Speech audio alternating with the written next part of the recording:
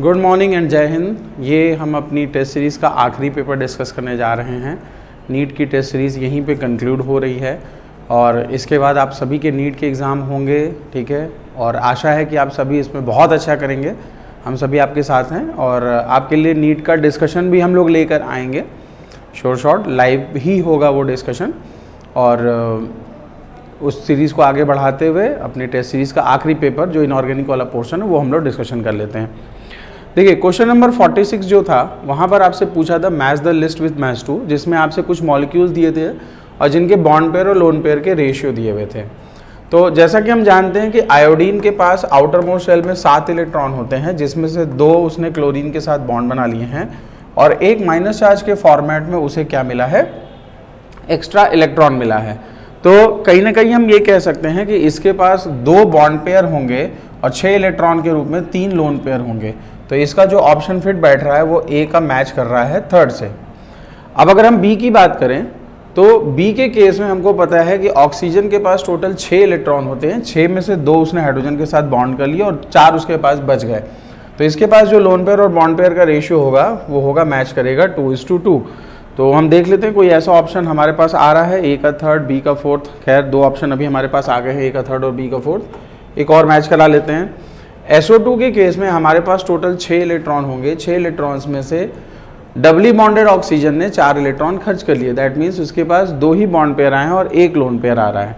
तो अगर इस हिसाब से हम लोग देखा जाए तो इसके पास बॉन्ड पेयर और लोन पेयर जो आएंगे वो आएंगे आपके सी का सेकेंड ऑप्शन, यानी जिसका करेक्ट आंसर होगा वो होगा सेकेंड ऑप्शन, 46 का second option. Now coming to question number 47, an octahedral complex having molecular composition CO.5NH3Cl SO4। अगर इसको मान लीजिए सपोज हम कॉम्प्लेक्स बनाते हैं तो कॉम्प्लेक्स का स्ट्रक्चर कुछ ऐसा दिखना चाहिए, CnH3 अगर हम Cl को अंदर लेते हैं तो हमारे पास SO4 बाहर आएगा और अगर हम SO4 को अंदर लेते हैं तो हमारे पास Cl बाहर आता है, ठीक है। उन्हीं दोनों की वजह से प्रेसिपिटेट भी आ रहा है। मतलब अगर आप सिल्वर नाइट्रेट के साथ प्रेसिपिटेशन कराते हो तो ये प्रेसिपिटेट करेगा और अगर आप बैरियम क्लोराइड के साथ प्रेसिपिटेशन कराते हो तो ये प्रेसिपिटेट करेगा। तो this is a kind of ionisation isomerism. दोनों कोऑर्डिनेशन कॉम्प्लेक्स के अंदर और बाहर आयंस का एक्सचेंज हो रहा है, इसलिए इसको आयनाइजेशन आइसोमरिज्म हम लोग नाम देंगे। कमिंग टू क्वेश्चन नंबर 48, आपसे यहाँ पे आयनाइजेशन इंथैल्पीज की बात किया है।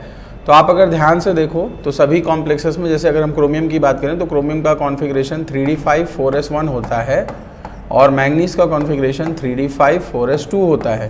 तो अगर आप यहाँ से एक इलेक्ट्रॉन निकालते भी हो तो आपको 4s1 से अगला इलेक्ट्रॉन निकालना है, जो कि आसान है निकालना, जबकि 3d5 से इलेक्ट्रॉन निकालना आसान नहीं है। तो अगर इस हिसाब से चलें तो Fe2+ जिसकी कॉन्फ़िगरेशन 3d6 आएगी और Mn2+ जिसकी कॉन्फ़िगरेशन 3d5 आएगी, इसमें मैंगनीज का इलेक्ट्रॉन निकालना ज़्यादा टफ था। इसलिए जो आपसे ये पूछ रहा है कि इनकरेक्ट रिलेशनशिप बताइए, तो इनकरेक्ट रिलेशनशिप चौथा है, क्योंकि होना ये चाहिए था कि मैंगनीज का ज़्यादा होना चाहिए था और आयरन का कम होना चाहिए था।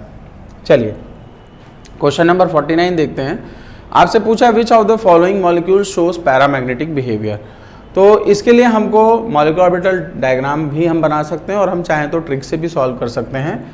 हमने पढ़ा है कि अगर हमारे पास 10 इलेक्ट्रॉन की स्पीसीज, 16 इलेक्ट्रॉन की स्पीसीज और 32 इलेक्ट्रॉन की स्पीसीज हैं, ऑफकोर्स सॉरी माफ़ करिएगा 33 हो गए, यहाँ पे 32 करिए इसको, 32 इलेक्ट्रॉन की स्पीसीज हैं। तो इवन नंबर होते हुए भी ये पैरामैग्नेटिक होती थी। इनका जो हम मॉलिक्यूलर ऑर्बिटल डायग्राम बनाते थे वहाँ पे लास्ट के 2 इलेक्ट्रॉन्स अनपेयर्ड रह जाते हैं।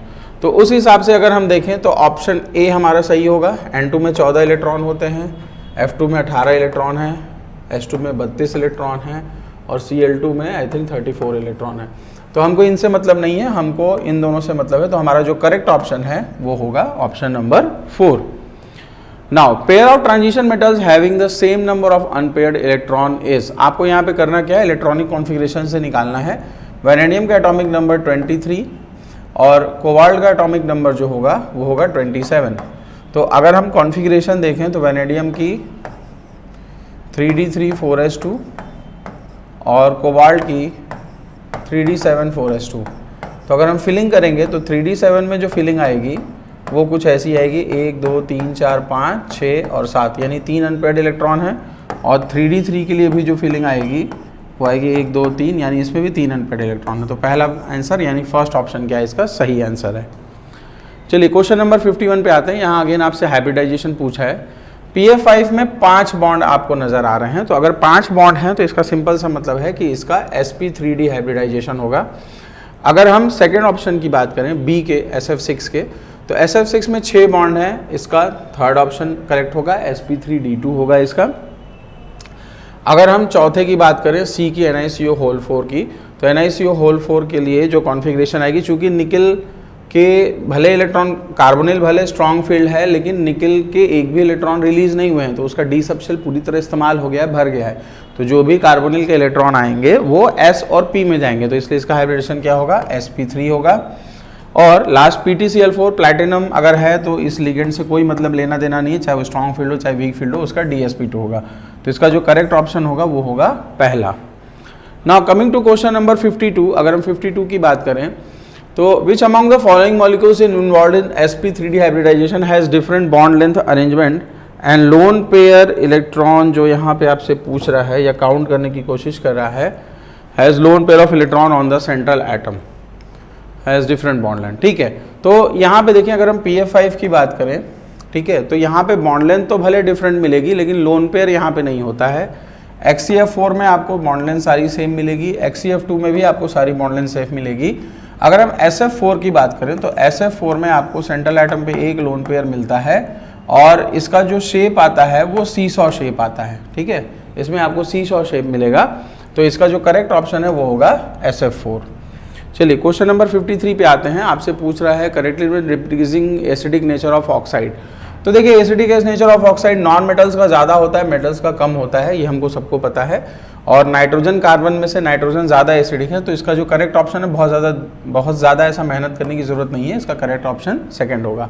इसको ध्यान रखिएगा, nitrogen is always a better acidic oxide than carbon.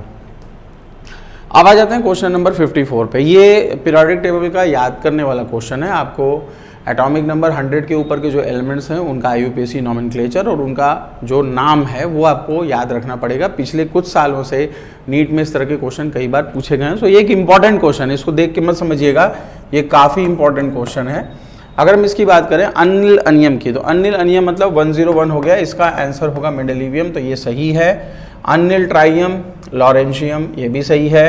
Anil हेक्सियम सीबॉर्गियम, ये भी सही है। और अनियम डर्मास्टिडियम नहीं होता है, दैट मीन्स ये ऑप्शन गलत है। तो इसका जो करेक्ट ऑप्शन मतलब इनकरेक्ट जो आंसर है वो डी का चौथा है। Now the molecule which has zero dipole moment. तो जीरो डायपोल मोमेंट निकालने के लिए हमने आपको एक ट्रिक बताई थी कि आप लोन पेयर काउंट कर लीजिए। अगर लोन पेयर वहाँ पे हैं तो वहाँ पे डायपोल मोमेंट जरूर होगा, अगर लोन पेयर नहीं है तो चांसेस हैं कि डायपोल मोमेंट जीरो होगा। तो CH3Cl का स्ट्रक्चर बजाय तो टेट्राहेड्रल तो रहेगा, लेकिन प्रॉब्लम यह है कि यहाँ पे एक भी लोन पेयर नहीं है, लेकिन स्ट्रक्चर इसका ऐसा है जो कि नेट डायपोल मोमेंट प्रोड्यूस करता है। NF3 के केस में आपको एक लोन पेयर मिल जाएगा, तो NF3 में तो कोई चांस ही नहीं है कि डायपोल मोमेंट ना हो। ClO2 के केस में भी आपको लोन पेयर्स मिलेंगे, क्योंकि 2 ही ऑक्सीजन ने बॉन्ड बनाए हैं, अभी भी एक पेयर बच रहा है इलेक्ट्रॉन का, तो वो भी मिलेगा। BF3 हालांकि एक ऐसा स्ट्रक्चर आपको यहाँ ज़रूर मिलेगा जो कि प्लानर है, फ्लोरीन 3 तरफ से अपने इलेक्ट्रॉन्स को डिस्टॉर्ट करने की कोशिश कर रहा है, तो यहाँ पे नेट डायपोल मोमेंट आपको नहीं मिलेगा। नेट डायपोल मोमेंट क्या होगा, जीरो होगा। Now coming to question number 56, again ये एक बैलेंसिंग का क्वेश्चन है, इसमें आपको करना कुछ नहीं है, यहाँ ऑक्सीडेशन स्टेट निकालिए। ये ऑक्सीडेशन स्टेट +7 है, इसकी ऑक्सीडेशन स्टेट +2 है। यहाँ पे अगर आप ऑक्सीडेशन स्टेट निकालोगे, जैसे कार्बन में निकालो, तो यहाँ +4 मिलेगा और यहाँ +3 मिलेगा, तो यहाँ 1 इलेक्ट्रॉन का ट्रांसफर हो रहा है और यहाँ पे 5 इलेक्ट्रॉन के ट्रांसफर हो रहे हैं। इसके हिसाब से अगर आप सब्सक्रिप्ट बैठाएंगे तो आपको Mn को 2 से मल्टीप्लाई करना पड़ेगा, C2O4 को 5 से, और जो हाइड्रोजन आएंगे वो आएंगे 16। तो इसका सेकंड ऑप्शन करेक्ट है। आप चाहो तो बैलेंस करके देख लीजिए, एकदम सीधा सीधा सवाल है, इसमें बस आपको इलेक्ट्रॉन की बैलेंसिंग का ध्यान रखना है, जो मैंने आपको ऑक्सीडेशन नंबर के थ्रू दिखा दिया है। Now coming to question number 57, which of the following does not react with aqueous NaOH। तो इसका सीधा सीधा आंसर बोरॉन है। बोरॉन की स्टेबिलिटी बहुत ज़्यादा होती है, ठीक है, इसकी कुछ यूनिक प्रॉपर्टी है, स्मॉल साइज की वजह से ये NaOH के साथ रिएक्ट नहीं करता है। Now which of the following hydrides has the lowest boiling point. तो इसमें ध्यान रखिएगा कि होना तो चाहिए था H2O का, क्योंकि इसका साइज सबसे छोटा है, लेकिन चूंकि H2O में आपको हाइड्रोजन बॉन्डिंग देखने को मिलती है, इसलिए एब्रप्टली इसका बॉइलिंग पॉइंट बढ़ जाता है। तो सेकंड नंबर पे जो H2S है वहीं सामने आता है। दैट मीन्स इसका जो बॉइलिंग पॉइंट होगा वो सबसे कम होगा, क्योंकि H2S गैसियस स्टेट में होती है, तो इसका बॉइलिंग पॉइंट भी काफ़ी कम होगा। Now coming to question number 59, the compound formed in the borax bead test of Cu2+ ion in oxidising film. तो इसका रिएक्शन देखिए मैंने लिख दिया है। कॉपर 2+ को जब आप बोरैक्स के साथ टेस्ट करेंगे तो CuO बनेगा, जिसमें ऑक्सीडेशन स्टेट +2 रहती है मेंटेन। B2O3 के साथ जब आप इसको रिएक्ट कराएंगे तो कॉपर बोरेट, ये बोरेट कंपाउंड बनाएगा, जिसका आंसर थर्ड है और करेक्ट ऑप्शन थर्ड है। Now coming to question number 60, इसमें आपको देखिए दिखा रहा है कि अगर आप कराएंगे रिएक्शन जिंक का, तो यहाँ पे देखिए इसका जिंक के साथ ही फिट बैठता है।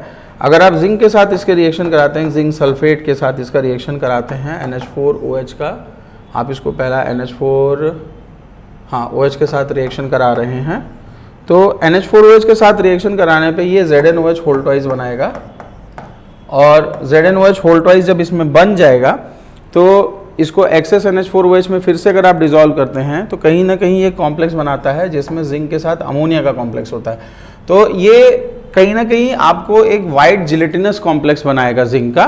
इसमें कुछ चीज़ें यहाँ पे जैसे वाइट प्रेसिपिटेट मिसिंग है, तो इसको ध्यान रखिएगा कि ये जिलेटिनस अक्सर बनाता है।